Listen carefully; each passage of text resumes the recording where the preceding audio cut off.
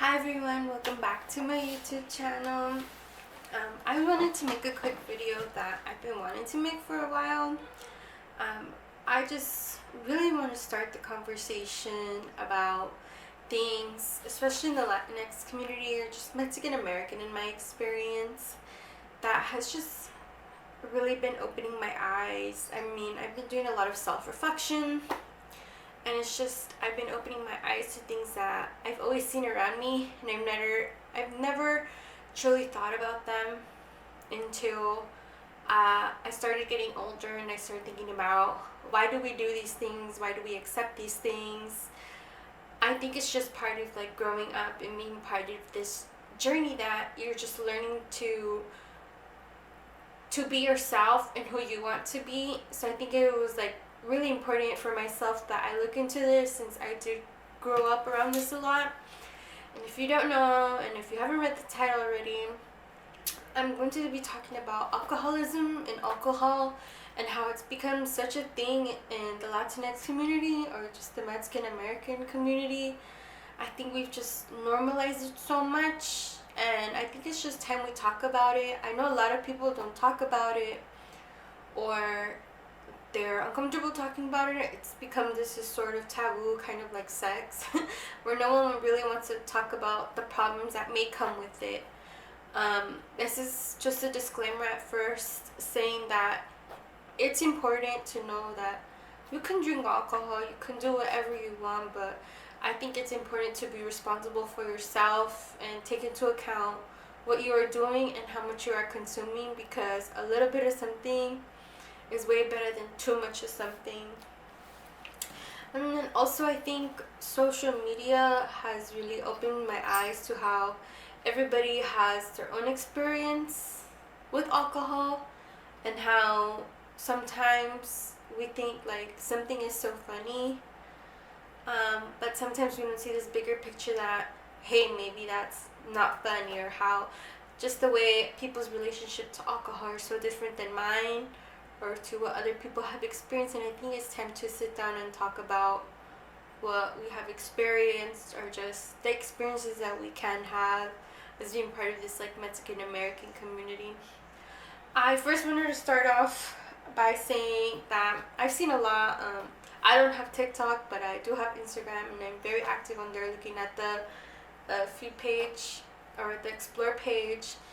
And I think the TikToks that are very much like Mexican American based are really funny to me, because they're really relatable to me in that sense. But I've been noticing a lot of TikToks of people, by like drinking tequila bottles, like playing games during quarantine. The one that goes like fondo fondo, and they're like drinking on the garage door. So just this has become like very normal. But I've also seen a lot of videos of like college kids, or just young adults drinking and like throwing up on the toilet, and like their friends making fun of them, or people thinking like, oh, this is so funny. Then also I've seen a lot of like videos or like TikToks of people being like, just this meme culture we've created, where drinking is kind of normal, or has become normalized, in order to deal with sad problems or just with issues going on in their lives. Like, I think it's become normalized that like when people break up, they go and they binge drink. And you may think like, oh no, they're just having a night out. No, there's a difference between social drinking and having one or two drinks, where you don't actually get drunk. It's just like you're buzzed, or you're starting to feel a little, like woo, woozy, where you're on the good one before you get too much into it. I think we've normalized that sense of, oh, like they're heartbroken, like, ay no la dejó, this isn't that, like he cheated on me or she cheated on me. I think we've normalized it too much that if it gets to that point in a relationship, or someone's having a really bad day, they go out and binge drink with friends to the point that they pass out. Or like this whole culture of our 21st birthday, especially here in the US, we go out and we get drunk, And I think we really need to talk about that, how we shouldn't be normalizing letting people binge drink so much to the point where it's at some point considered alcoholism. I think there's a very fine line between just binge drinking every time because you think you're young and you're innocent and you're never gonna die and you think you're invincible, and I think that's really normal. But also it's important to realize that like alcoholism is a real thing, and we truly need to talk about it. We need to sit down with their family members and talk about it, because we can't let them hurt themselves when it comes to that. We need to be vigilant and we need to be taking care of each other, because in the end we only have each other. And I also think it's really important to talk about this, because I feel like in our generation and like our culture, I have never really seen anybody talk about sobriety or applaud it. It's never been a thing where, oh yeah, like I've been sober this many days, I've been sober for a year, 2 years. I have personally not seen anybody that I know applaud themselves or post on their social media that they have been sober, or they're so happy being sober, or just how much their life has changed with sobriety, with alcoholism, or just with alcohol. And I think it's just because it's just giant taboo in our family, where it's like, oh, like nobody cares if you don't drink, but people care if you drink, because we're gonna post it everywhere, we're gonna take videos of each other like chugging from the bottle. But I think we should start to normalize in a healthy way sobriety and stepping back and looking for help. And I did want to talk about some statistics. I did want to talk about some statistics from the National Institute of Alcohol Abuse and Alcoholism, because I think it's really important to have some data just to understand the problem that we may have on our hands that we don't really talk about. So just in general, 88,000 people die from alcohol-related deaths a year. And like alcohol is the third leading preventable cause of death in the U.S. And I think it's really important to take note of that specific word, preventable cause of death. And then also in 2014, alcohol-related car crashes cost 9,967 lives. 20% of college students overuse alcohol, and 1 in 10 Latinx people will have alcohol dependence at some point in their life. I mean, that's really scary. If you already think in a Mexican or Latinx family, like culturally traditional, especially if you're first generation like me, you have 100 people, 50, 60 people in your life, just directly blood related, like mom, dad type of thing. And you have to think about, okay, 1, 2, 3, 4, 5, 6, 7, 8, 9, 10. Who of us is going to be an alcoholic that it ruins their life? That it ruins their life or affects their life completely. So I think it's really important to think about that, and that more than 33% of Latinx people will have recurrent or persistent alcohol problems. That there's also a problem with getting help, as only 9% will ever get help for alcoholism. I mean, there's a bigger problem when it comes to getting help with alcoholism, because I mean, it's such a big taboo. Like people who think, they'll get over it. Like, I mean, we still have this really big like machista culture in us, or ingrained in us, especially the people that we actually want to get help. It's hard to be like, oh, maybe you should, go to this AA meeting, maybe you should go to this better help place. And I feel like a lot of times in our community it's because it's tied to religion, and people are scared to even walk through religious doors, or like seek help, and next thing you know, like the leader of the group is someone like of religion. It kind of scares them away. And I think it's important that we start talking about getting help as a normality, or wanting to better ourselves, not only for our own health but also for our families. It also has to do with that, especially if people don't live in a predominantly like Latinx community, that these AA like situations are not like culturally relatable. So it's hard for like Mexican dad, like an immigrant Mexican dad, to walk into an AA and be like, oh yeah, I totally relate with these people. Like, if they got help and they can help, like how can I get help and be better? If there's no relation, if they can't make connections there, then it would be harder for them. And then also the higher rise of like insurance costs, like therapy is harder to get, or like it's not a priority that a lot of parents make or people make in our culture to get therapy. And one thing I'm glad about this generation is that we're starting to normalize like getting help and therapy and all of that. But it's still important that we push like the people in our lives that we think need help to, you know, like think about what they're doing. And also, I also wanted to put out this statistic that made me think, is that alcohol played a role in 55% of domestic violence cases. And it's not saying that, like, oh, if you drink alcohol, you're going to become violent.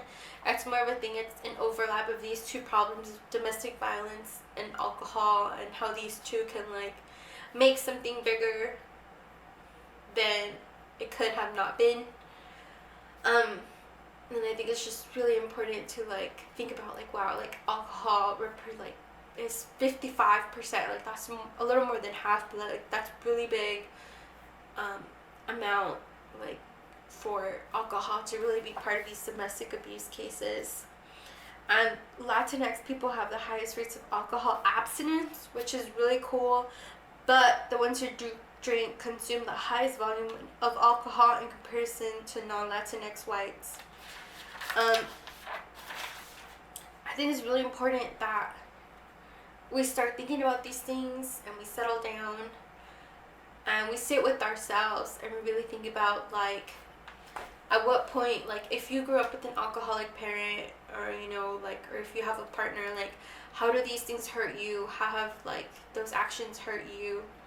I mean, I grew up in a household where alcohol was predominant, and I know as I was growing up, like going through college, I didn't think about that. I didn't think about how binge drinking could affect myself, could affect the ones around me.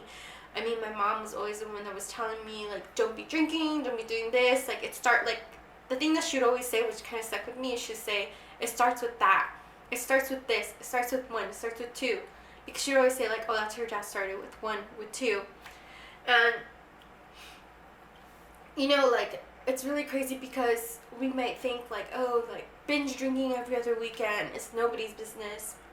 Yeah, it's nobody's business, but it can affect the people you are with directly, whether it be financially, emotionally, physically, whatever. And also I think it's really important, like, my father is an alcoholic, or was even worse before, and I would beg him, I would tell him, like, hey, like, can you please stop? Like, every birthday he'd ask me, like, what do you want? Like, and I would just say, I want you to stop drinking. That's all I would say, because I remember in the 4th grade, I had a teacher who, her father was like a smoker, like he was addicted, and I think for her 16th birthday or 18th, she asked for him to stop smoking, and he quit smoking for that birthday, and like, I always dreamed my dad would do that for me. And I think it's really important that we realize drinking doesn't just affect you, it affects those around you. It's just actions, it's words. Like, you think your words don't hurt, but if you talk to the person who you hurt, like, it might have hurt them in a way that you wouldn't have imagined. And it's just really important that we start thinking about the way we act when we're, you know, we're under the influence of these things, and just be aware of who you can hurt. Because, like, if you want to, like, not be like your parents or people you know, yet you keep making the same mistakes they do, you need to sit down and realize, what can I do to break these generational curses? Like, it's this really big thing in, like, religion where talk about generational curses and stopping them. Like, it's really hard to stop them. It's so easy to continue drinking in a family because you've always seen it. It's so normal to you. It's so normal to see people passed out, throwing up over there in the garden, you know, or just acting a fool because you're drunk. And, like, everybody else outside of the scope of that family will never understand what it feels like to be in that family. So, like, if you ever see people who are just drinking, you think, ha ha ha, that's so funny, that's so drunk uncle. Like, do you ever sit down and realize what it might be like to be in the family of the drunk uncle? And I think that's your question. We should just be, like, thinking of ourselves. Let's not be instigators. Instead, let's sit down and think about, it's more than just them. It's more than just me. It's about other people around me and the people I'm always with. And I don't know, I just really wanted to talk about, like, this sense of, like, alcoholism, because I've been seeing a lot of videos, like, on Twitter and stuff like that, saying, like, oh yeah, I'm gonna teach my kid how to get me a beer from the fridge. If you really think about it, you're training your child to go to the fridge or go to the cooler and grab you a beer. I don't know if it's because of the way I grew up and just how that was so normalized in my life, but then alcohol became this different like connection to like for me. Like alcohol became this other thing, it became this evil thing for me. It's not normal to ask your child or train your child or teach your child, technically training your child to do that for you. I don't think it's normal to train your child to see you in an above the influence or under the influence way, to the point where you can't really, like be a person. Like there's a certain point when you're under the influence that you can't be a person. I personally feel like children shouldn't see that. Like it hurts them in ways that you don't think, and as someone who has personally gone through this, it hurts, and it hurts a lot. It hurts a lot to be trained to do a certain thing, because your mind plays tricks on you, and the mind is a crazy thing because it can be manipulated and all of that. But I just want to say that it hurts to see those things, it hurts to do those things. Like it's not funny, it's not cute, and I think we need to change as a culture and talk about this. I think as families of people who drink, we need to think about, okay, what are we teaching the next generation? What are we teaching the kids that come next? You can't just not talk about it with them. I think it's also important for parents to sit down and talk to the kids kindly and informatively about the facts of alcohol, and like to be careful not to be drinking and driving, because people's families are taken away, and like it's sad. Like we need to sit down and talk about this. We can't just see it as taboo anymore. We need to sit and talk about drinking, alcoholism, and how it can hurt families and how it can break families apart, and how we can be part of a new generation that heals from this and heals from these like multi-generational like feelings of hurt, and how we can break that curse or start healing. We can be the generation that starts healing, and I think it's really important that we start healing as a culture, as just Latinx people, Mexican American people, whatever you want to call us. I think it's important that we sit down and we start healing. Thank you so much for watching this video, and if you stayed all the way through, I think it was just, this topic is very strong to me, and it's important that we like really talk about this. So yeah, thank you so much.